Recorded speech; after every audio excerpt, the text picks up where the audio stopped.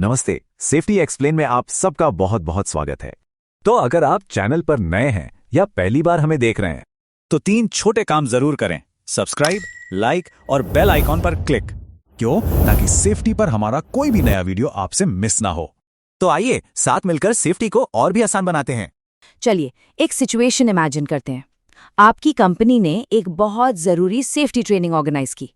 सब लोग आए, आराम से बैठे, फॉर्म्स भी फिल हो गए, साइन वगैरह सब हो गया, मतलब पेपर पर सब कुछ परफेक्ट। और फिर ठीक एक हफ्ते बाद साइट पर वही एक्सीडेंट हो जाता है जिसको रोकने के लिए ही तो सारी ट्रेनिंग हुई थी। अब सवाल ये है, ऐसा होता क्यों है? देखिए, इसका जवाब सिंपल है, क्योंकि ट्रेनिंग को प्लान तो किया गया, उसको इम्प्लीमेंट यानी डू भी कर दिया गया, लेकिन इसके बाद के 2 सबसे इंपॉर्टेंट स्टेप्स मिस हो गए। ये चेक नहीं किया गया कि ट्रेनिंग कितनी इफेक्टिव थी और जो कमियां आईं उन पर एक्ट करके उन्हें सुधारा नहीं गया। यही वो टूटी हुई साइकिल है, वो ब्रोकन लिंक है जो ज्यादातर कंपनीज में मिलती है। और इस टूटी हुई कड़ी को जोड़ने का काम करता है PDCA साइकिल, यानी प्लान, डू, चेक, एक्ट। तो आज हम इसी पावरफुल साइकिल को बिल्कुल डिटेल में समझेंगे। हम देखेंगे कि यह है क्या, एक कंस्ट्रक्शन साइट पर इसका हर स्टेप कैसा दिखता है और इसका ISO 45001 के साथ क्या लेना देना है। तो चलिए शुरू करते हैं बिल्कुल बेसिक से। आखिर ये PDCA साइकिल है क्या चीज और इसकी शुरुआत कहाँ से हुई? देखिए, PDCA का फुल फॉर्म तो सीधा सा है, प्लान, डू, चेक और एक्ट।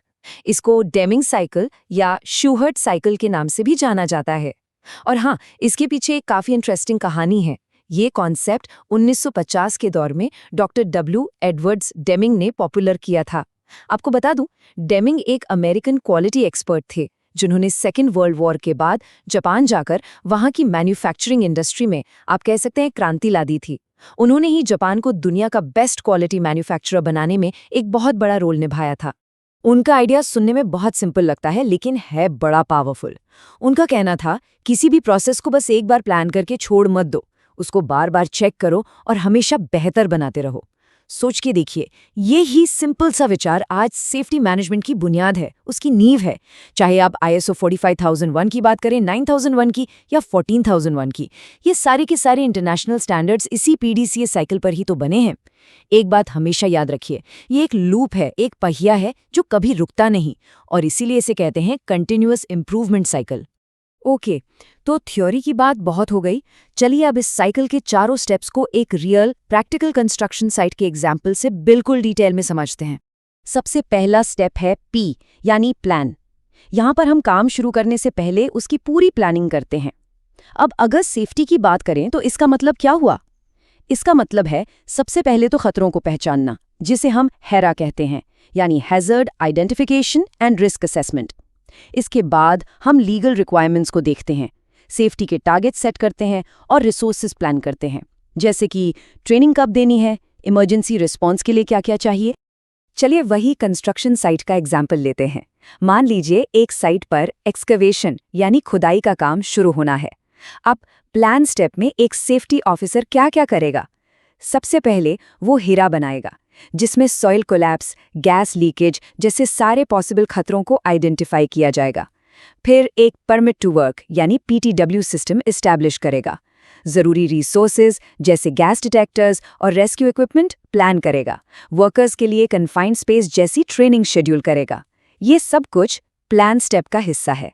और एक बात बिल्कुल साफ है, अगर प्लानिंग ही कमजोर रह गई तो आगे के 3 स्टेप्स का कोई फायदा नहीं होगा। अब आता है दूसरा स्टेप, D, यानी डू। इसका मतलब है जो प्लान बनाया है उसको A to Z इम्प्लीमेंट करना, उस पर काम करना। अपने एक्सकवेशन वाले एग्जाम्पल में डू का मतलब क्या होगा? सुपरवाइजर रोज TBT देगा, यानी टूल बॉक्स स्टॉक करेगा।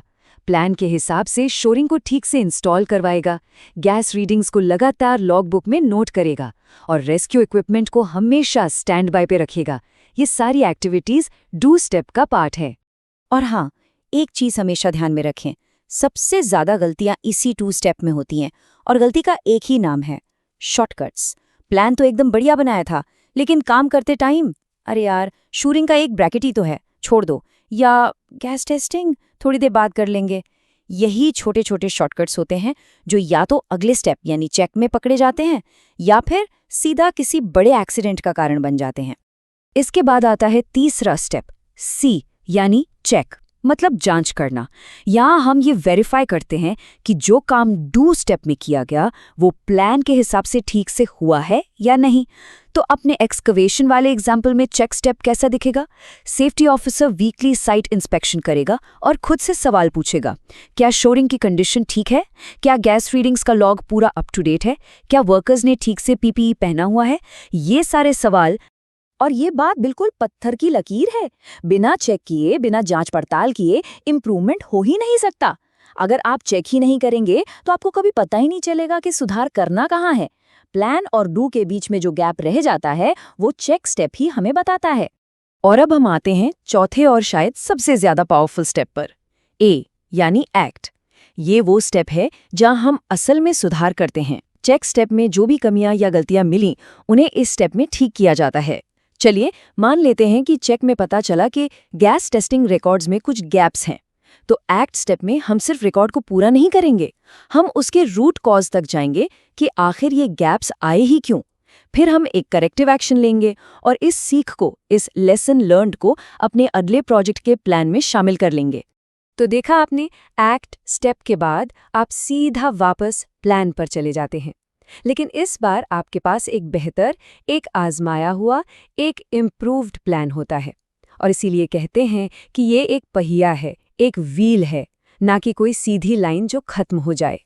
तो अब तक हमने ये समझ लिया कि पीडीसीए साइकिल एक साइट पर प्रैक्टिकली कैसे काम करता है, लेकिन इसकी अहमियत सिर्फ डेली प्रैक्टिस तक ही नहीं है। अब हम ये समझेंगे कि ये सिंपल सा दिखने वाला साइकिल दुनिया के सबसे बड़े सेफ्टी स्टैंडर्ड यानी ISO 45001 से कैसे जुड़ा हुआ है। चलिए अब ISO 45001 और पीडीसीए का सीधा कनेक्शन समझते हैं। अगर आप स्क्रीन पर इस टेबल को ध्यान से देखें तो आप पाएंगे कि पूरे ISO 45001 के 10 क्लॉजेस को पीडीसीए के स्ट्रक्चर में ही फिट किया गया है। जो प्लान फेज है उसमें आते हैं क्लॉजेस 4, 5, 6 और 7, जिसमें लीडरशिप, प्लानिंग और सपोर्ट जैसी चीजें कवर होती हैं। फिर है डू फेज, जिसमें आता है क्लॉज 8 यानी ऑपरेशनल कंट्रोल। चेक के लिए डेडिकेट किया गया है क्लॉज 9, जिसमें परफॉर्मेंस इवैल्यूएशन और ऑडिट्स की बात होती है। और आखिर में है एक्ट, जिसके लिए है क्लॉज 10, जहां नॉन कन्फर्मिटी, करेक्टिव एक्शंस और कंटिन्यूअस इंप्रूवमेंट पर फोकस किया जाता है। तो बात बिल्कुल साफ है, अगर आपकी कंपनी ISO 45001 को इम्प्लीमेंट कर रही है तो इसका सीधा मतलब है कि आप असल में पीडीसीए साइकिल को ही फॉलो कर रहे हैं। ये दोनों अलग अलग चीजें नहीं हैं। ठीक है, तो अब तक जो हमने सीखा, चलिए उसको एक छोटे से क्विज के जरिए टेस्ट करते हैं। मैं 3 सवाल पूछूंगा। सवाल नंबर 1, ISO 45001 का क्लॉज 8 पीडीसीए के कौन से स्टेप से जुड़ा है? प्लान, डू, चेक या एक्ट? बिल्कुल सही, इसका जवाब है डू यानी ऑपरेशनल कंट्रोल।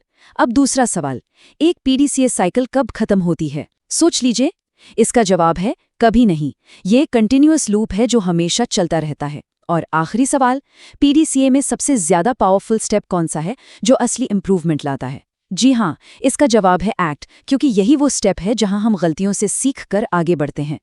तो दोस्तों, आज हमने पीडीसीए साइकिल को काफी गहराई से समझा, लेकिन जाते जाते एक बात हमेशा याद रखिएगा, पीडीसीए सिर्फ किताबों में पढ़ने वाली थ्योरी नहीं है, ये एक आदत है, एक डेली डिसिप्लिन है। प्लान, डू, चेक और एक्ट। सच कहूं तो यही वो मंत्र है जो किसी भी सेफ्टी सिस्टम को जिंदा रखता है। अब बस एक आखिरी सवाल अपने आप से जरूर पूछिएगा, क्या आपकी साइट पर सेफ्टी सिस्टम एक जिंदा, चलता हुआ साइकिल है या सिर्फ कागजों और फाइल्स तक ही सीमित रह गया है? अगर ये वीडियो आपको इन्फॉर्मेटिव लगा तो इसे लाइक जरूर करें, सेफ्टी एक्सप्लेन को सब्सक्राइब करें और अपने सारे HAC प्रोफेशनल दोस्तों के साथ इसे शेयर करें। और हाँ, कमेंट में जरूर बताइए आपकी साइट पे पीडीसीए एक्चुअल में फॉलो होता है या सिर्फ डॉक्यूमेंट्स तक लिमिटेड है। अगले वीडियो में मिलते हैं।